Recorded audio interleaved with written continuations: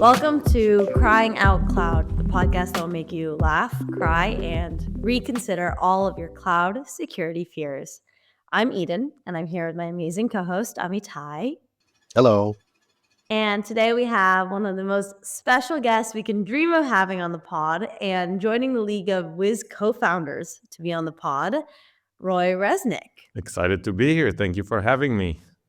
Roy is the co-founder and VP of R&D at Wiz. He is a serial entrepreneur and engineer at heart. He co-founded Adalum, which was acquired by Microsoft, and Kataro Distillery.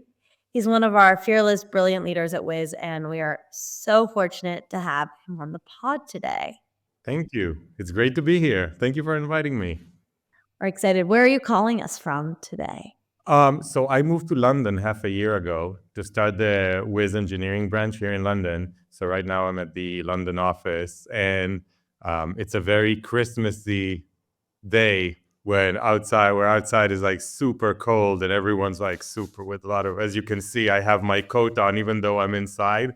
So center of London next to Old Street. We have lots of London questions today, so get ready. Good.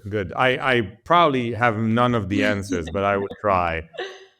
Amazing. Okay, so we have this thing we do when we have a guest on to get to know the guest, and we rebranded it to Cloud Confessions, but it's going to be a speed round of questions so everyone gets to know you a little bit. Let's go. Okay, so now that you've moved to London, something everyone should know about Reznik is that he is an incredible connoisseur of like coffee, wine, drinks, delicacies.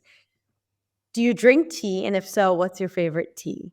Oh, look, maybe at some point I'll try to get a citizenship, so I don't want to tell that I don't want to say online when you're recording that I do not drink tea at all. So maybe we should cut that off, right? Okay, good coffee only. What is culturally different about the London high-tech scene? Oh, it is. I think it's very, very different. I think that, in Israel, it is quite trivial for people to think that working for a startup is so much nicer and cooler than actually working for a corporate, right? Because a lot of times they think like, oh, I want to build stuff, I want to do exciting things. Like, it's not that compensation is not important, but it definitely comes second. Like, obviously, if there's a huge difference, then it's something different. But it comes second, and people like, you don't have to explain to people why working for a startup is incredible, right? Here in London, I feel it's just like people are far more conservative about that. I mean, they're all about like, working for a big company that is very stable, that I can think about my career. I feel like it is changing. It is definitely changing here, and the environment does get more vibrant with time, but I feel like there's a lot more persuasion to do about explaining to people why it is so much cooler to work for a startup, right? Do you feel that there's a difference like between generations? Like, could it be a generational thing? It's a good question, actually. I actually don't think so. I think that so far it's been. I think that London has changed significantly within the past 15 years. I think that, fintech is still, but finance is very, very strong here. And the funny thing is that, like in Israel, we wouldn't like ever dream about something like that. But like most of the most talented engineers here go to work for finance. They go to work at banks or insurance companies or high frequency trading. That's the like highest paying companies here, right? 6'5" blue eyes. Yeah, but I mean, in Israel, it's not even a thing, right? It's like, anyway. But the thing is that, so it takes a very big cultural change to change from working for a bank to working for a vibrant startup, right? But I feel like it is changing. So over the past 15 years, the fact that the big corporations opened up offices here changed a lot of things, just because they are paying significantly better than small startups, or they paid better. Now startups actually, when they want to fight for talent, they have to compete in some ways, right? But then people started seeing like, oh, there's something that pays really well for a large corporate that is not finance, right? And that probably happened in the last 15 years. And now they're making the the next big change, which is, oh, there's something that pays well and is really nice and it's much more fun. That's called a startup that is not a big corp, and I can do that as well. So, I mean, obviously it's like a very large generalization, right? But in general, I feel like the shift over there is happening, but slower than in Israel. What do you miss the most about Tel Aviv? For one thing is that there are a few places I really liked around food. So I would definitely go to Jasmino and eat a kebab there. I really miss that one. Like and their spicy sausages. Oh my! So those ones I do miss. The other thing I obviously miss the people. Like my very large percentage of my team is in Israel. So I would really like to visit them. Some of them have already arrived to the UK at least once since I moved, which was really fun. But then again, I have like 100 and I don't know 60 more I would like to see. Okay, so Reznik has a dog named Mongo. Okay, and in my first week at Wiz, I opened the door to the bathroom, and there's a staircase in that situation. And Mongo started running up and down the staircase, and I was chasing Mongo up and down like 4 flights, 3 flights, up 2, down 2. And I started crying because it was my first week, and I thought that I had like lost one of the co-founders' dogs into the staircase. But ever since, I've had a very special place in my heart for Mongo. How is Mongo handling the cold in London? So Mongo is a husky. He's definitely handling the cold in London better than he handled the heat in Israel, right? So I think from his perspective, things have gotten better. Okay, so another thing you should know about Reznik is that he is a Lakers fan, and that is why we actually allowed him to join the podcast today. The question is, who is the GOAT? LeBron, Jordan, or Kobe? The GOAT is Kobe. Great. Love it. Yeah, I don't think there's any question about that. I know that. I mean, first of all, I always say that you would wake up only for some of them, right? So that puts only Kobe and Jordan even up there, right? Like, I would never wake up to see LeBron. Like, he's a great player, he's an amazing player, but he's not as exciting. I wouldn't wake up at night to see him. And like, when you're in Israel, if you really want to see NBA, you have to wake up at night, right? So basically, like, I would wake up for Kobe, but would not wake up for LeBron. So that's number one, right? And number two, I feel like those 2 championships, the ones that were without Shaq, were so impressive because that team was. I don't want to insult any of the other players that played with him, right? But that was a poor team, right? That was a poor team, and he actually took them with his 10 fingers, or maybe even 9, because in one of them he had a broken finger. Yeah, that he played with throughout the entire playoffs. So basically, with his 9 fingers, he took them all the way to the championship, which is incredible. A true GOAT. Okay, so moving on from basketball, this is a question we like to ask people. Are you a Mac, Windows, Linux, or typewriter kind of person? I've gone through evolution. That's what I would say. Originally, I'm a Windows person, and I used to write like Windows low-level code for many years. So I know every interesting place in Windows kernel and in Windows APIs and stuff like that. So that made me like, I mean, I don't think I would ever know any OS as well as I know Windows. So I used to be a Windows person. With time, I moved to Linux just because it is so much better for development. And unfortunately, I currently have a Mac, but would definitely rather have a Linux installed on the same hardware, which I did, by the way, but it still has some caveats, which is why I'm not using that on a daily basis. And no typewriter in the situation. I know. I don't think a typewriter would work for me. Okay, let's jump into the nitty gritty, the real questions. Working at Wiz, one of the things that we get to have a lot of insight to and we see with our own eyes is that everyone in the R&D org has a very strong security mindset, to the point where developers will proactively reach out to security to consult with them. So it's not a one-way street, really ends up being a two-way street. How do you foster that type of mindset? I think generally it's all about hiring.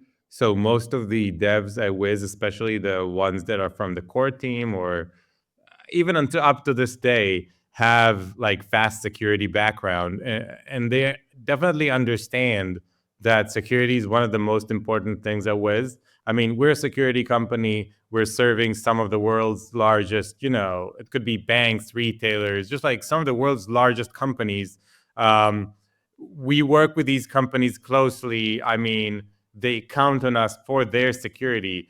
Obviously, security should be a big part of our internal practice, right? Like they trust us, and we want to make sure that they didn't give us their trust, without a very good reason for that, right?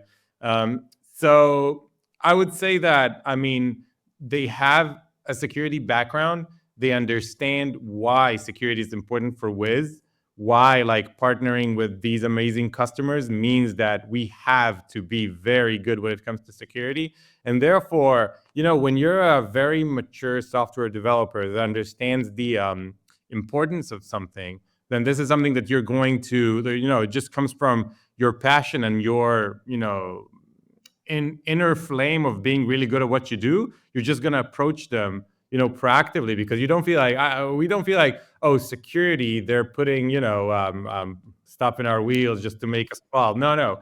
They are there to make sure that, Wiz is secure. And the fact that Wiz is secure is something that's very important for our success, right? So like, I don't feel like when we do something that's, that's security oriented, I don't feel like, oh, we could have, developed a new feature during this time. No, that's definitely not it. Like, first of all, we need to make sure that the trust we get from our customers has a good, they have a good reason to trust us, right? And then on top of that trust, we can build new features. And maybe get some pushback from the product team, but I'm just kidding. But actually, yeah, amazing. And I think that it's so interesting because all of the developers in and of themselves are, they have that that drive and that initiative, and you can really, you see it day in and day out. So it's amazing to see.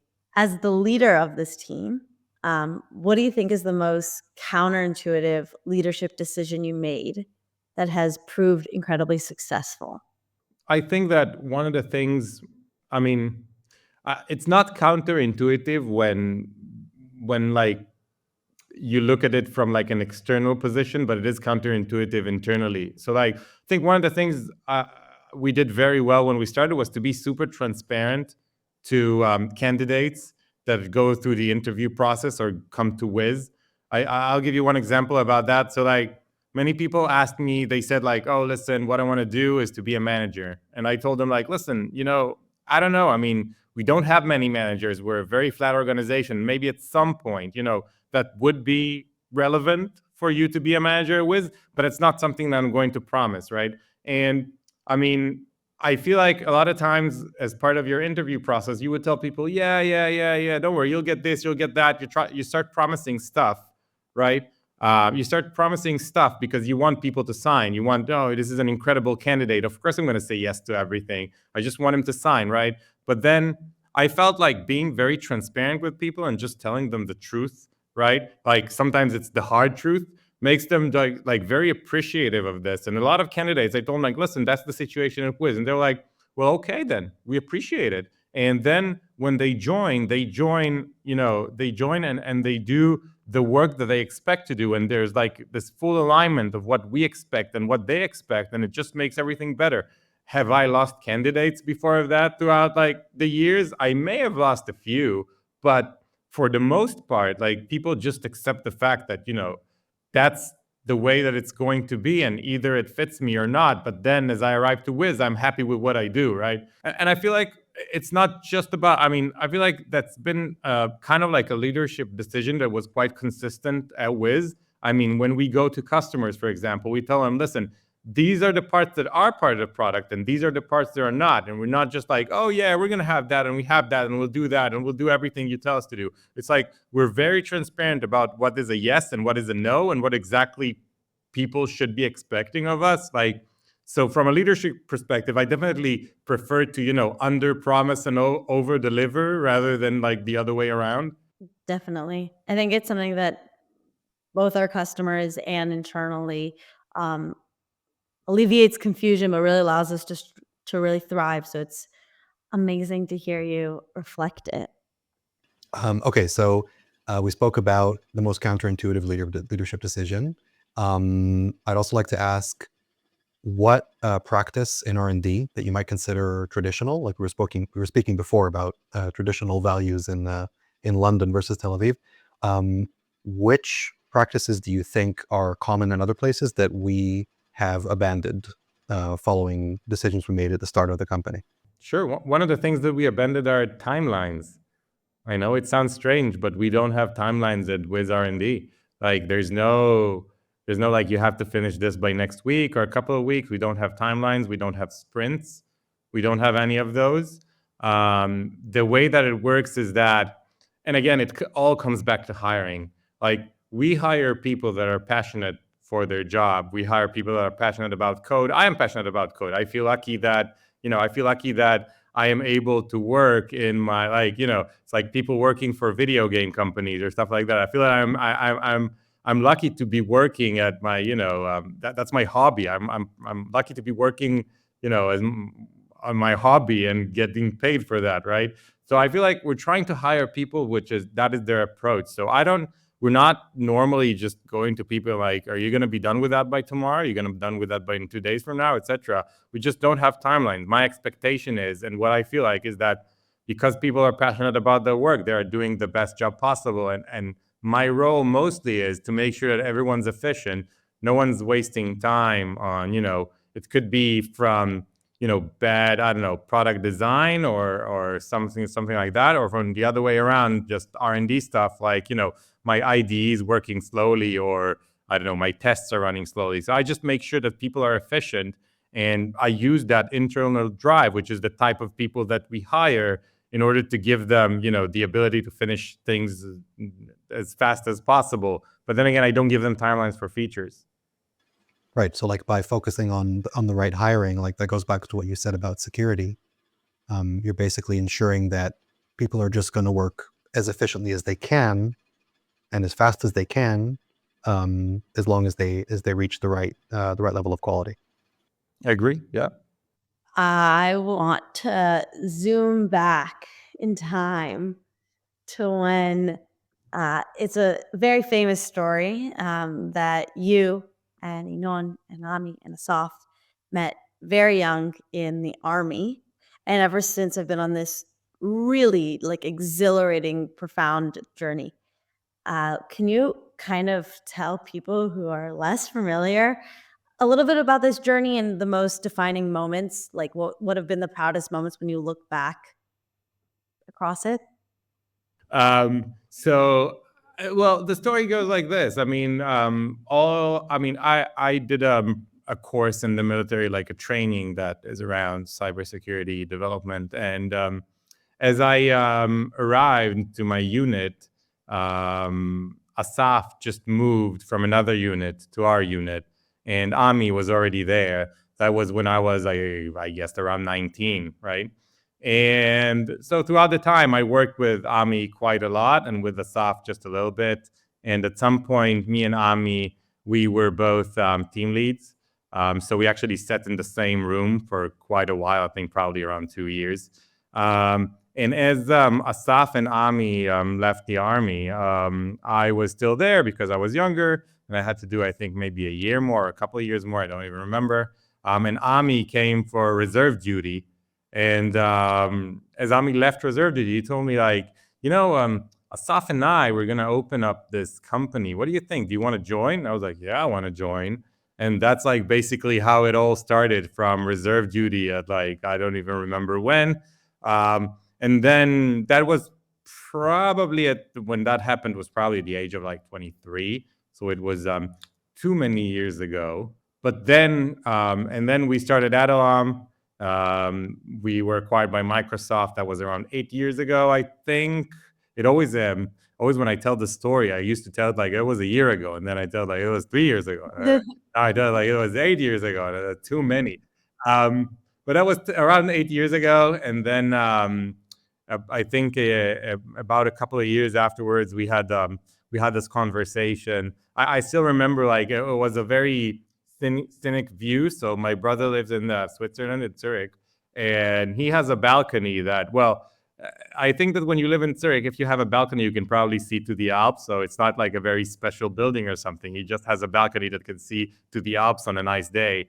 And I was sitting there. It was a little chilly outside, me drinking beer. And like it was after we sold our company to Microsoft and I already left. And like from my point of view, it was like probably the best life you could live, And then like a soft call is like a group call with Ami and Inon. He was like, do you want to start another company? And like, obviously the right answer to that should have been no, right? It's definitely the right answer when you sit on a sofa with a beer watching the Alps, right?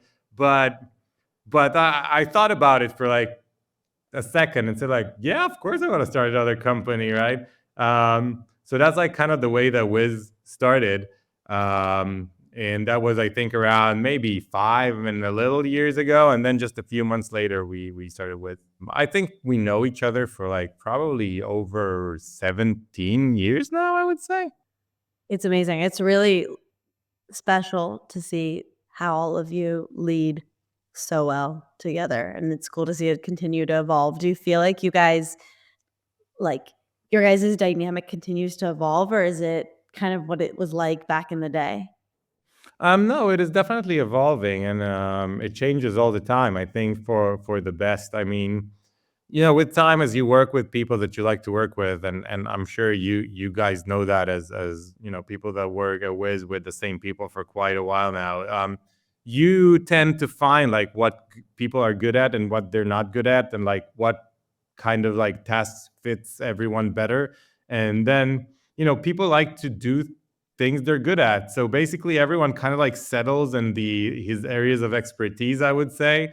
And as long as everyone really appreciates what everyone else is doing and like the strong points of everyone else, and not everyone falls on the same strong points, right? And like kind of like what's the best task for each and every one of you becomes quite trivial, and as long as you have a lot of respect for what other people do, then it really becomes a really good team, right? Speaking of that interesting dynamic, um, a funny common theme about devs on social media is to complain about PMs. And it's an interesting relationship between a developer and a PM. How do you foster healthy relationships between dev teams and any other teams within the company, whether it be security, product, etc.?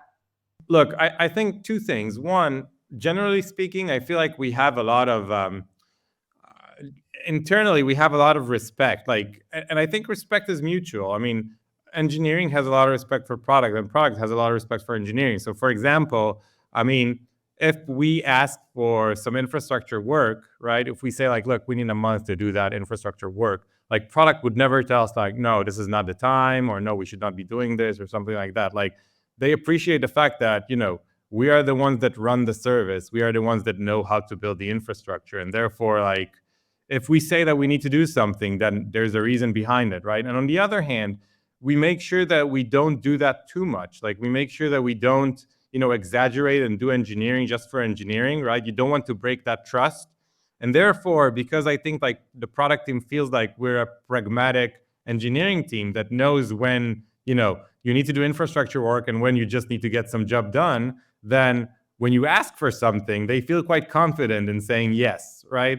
And I mean, and that goes both ways. I mean, it goes the same with, and when you build that kind of like trust, then like no one is, whining about anyone else. And obviously, sometimes there are good discussions. Like, it's not always, roses and sunshine, but, sometimes there are good discussions. And I think they're good because, for example, like a PM can give you a ticket with a list of like 10 features, and one of them is like 90% of the work. And you can tell them, is that important enough? And he could be possibly saying like, oh, if that's 90% of work, no, definitely that is not important. Like, that's a good discussion. It's okay to push back. Like, it's okay to push back on both ends. But then, you have to have a healthy discussion. So that's just what we do. And speaking of infrastructure, I was wondering if there were any decisions you made early on, like on a whim or based on intuition in terms of like your tech stack, that turned out to be significant, like for better or for worse. Yeah, I think actually we learned a lot from our history. I mean, we at Adalon, we picked some technologies which I would not name, uh, that were a bit immature at the time. I mean, they were cool and they were like the new thing that everyone should be trying, right? But then again, they were just not mature enough and they were not battle tested enough. And that caused us a lot of pain throughout the Adlom years. This time we took a completely different approach and we didn't pick obviously we didn't pick 50-year-old IBM database, but like we picked things that we felt that they were like battle tested, and like most of our infrastructure is built on stuff that are like quite industry standards, not too old and not too new, I would say that. So I wouldn't say like that we took any kind of like gut feeling like risky chances over technologies that I would now say, oh, we did such a great job, but rather than we did the complete opposite of that. Like we said, which technologies fit what we need but are battle tested enough so that we can feel sure that they will work for us well for a long period of time. Speaking of technologies that might not be battle tested yet, what are your thoughts on incorporating AI as part of development processes? I feel like this is what a lot of companies are talking about. There are a bunch of like when we were doing research for this episode, we sort of looked at a bunch of statistics, and it seems like depending on who you ask, you'll find different statistics. Like some people will say, oh yeah, like 90% of developers are saying this helps me be a lot more efficient, and I'd recommend this to anyone. And then you find other reports saying that there's like a 40% higher bug rate when you use AI as opposed to not using AI. So I'm guessing you've thought about this, or you have people thinking about this, and I was curious to hear your thoughts on it. Yeah, of course. So first of all, I think AI is amazing, right? And since the release of like ChatGPT, it's been booming in a way that it's hard to compare to like anything else. It's like maybe compared to like the internet or something. It's crazy, right? I feel like there's a lot of potential in AI, but I feel like still like the hype is so much higher than the actual value. So obviously, yes, it does help developers to be more efficient, and I definitely support that. And everywhere that we can use AI to increase efficiency, we do that. But obviously, like people say, like, "Oh, AI is going to replace all devs," and like we would only need product people to define tickets, and then everything else will automatically happen. I think we're quite far away from that, right? And I also feel like during the last, I don't know, 3 years since maybe GPT was released. I don't know, around 3 years ago, 2 years. I don't even remember what's the exact timeline. I feel like it's a little bit like the iPhone, that when it was released, it was like, whoa, what a change. But then like from that point on, like the improvements are kind of like gradual and marginal. And I feel like with Gen AI, we're still missing like the couple of next, breakthroughs in order for that to be like a real game changer for us. So obviously we use that internally a lot in many areas. We use that in the product to make it more accessible to people. We use that as part of our engineering workflow to make engineers more efficient. We use that as part of our product in order to, help customers remediate. We do a lot of things around AI, right? But I don't think it has like changed the way that we work like 180 degrees. It has improved our work, but it still requires like significant improvement in order to actually be able to completely change our work. What are the areas where it makes the most sense to incorporate it, like in your experience? So in my experience, I think a lot of things around like improving experience, people that are like to cut training time down, people that just want to write something in their own natural language and get things done without having to learn how the product works, what all the screens look like, where should I go next, or stuff like that. You just open up a screen, you write something, and it moves you to the right area, shows you the exact data you were looking for. So I feel like that kind of like accessibility, usability kind of use case is very nice. And I feel like LLMs have a huge impact on that, huge impact. The other thing is that's like summarizing things. I mean, the level of like, when you look for something for like today, for example, when I go and search in Google, I don't even have to press the first like website, like the first result. I just get that AI summary of stuff, and it's amazing. 99% of the time, it's just the exact data that I need summarized in the exact and it's so much better than going into that website, starting to scroll, starting to find where exactly is that data that I was looking for. So I think these two use cases of cutting training down, making products more usable, that's one. And the other one is just making data more accessible to you in a summarized kind of way are the two most brilliant things that LLMs can do. That's really interesting, though, that like the accessibility aspect and like if you have someone on your team who excels in a certain language or using a certain framework or using a certain tool, and they have like one specific task that requires them to use something they've never used before, so that could save them like a day of reviewing documentation and figuring out how everything's work, because they just like, you know, sort of outsource it for a second to the LLM, and then move on with what they do best. Yeah, it is really incredible at that. Really incredible. Exciting for what is still to come for AI. Also in terms of how it helps your team, also in terms of how Wiz is able to help secure AI. And we are all edge of our seats for what is to come. I feel very, very grateful that we get to A, work with your team, B, learn from you and get to be a part of this incredible Wiz journey or roller coaster, if you will. And we miss you in the office in Israel, but it has been really fun getting to talk to you on this podcast today. So thank you for joining us, and thank you for all the amazing work you do. Thank you so much. It was a pleasure to be here. And we met in New York, and we might meet in London too. Yeah, I'm going to come and make my way. We'll do a global tour and maybe a live podcast in the future. Yeah, let's do it. Let's do a live podcast. This is our final episode of the season. So if you want to catch up on episodes you missed, feel free to until new ones come out. And if you enjoyed the show, please be sure to subscribe and share a link to the podcast, but not your cloud keys. And as always, if your cloud security strategy is making you cry, don't worry, just cry out cloud.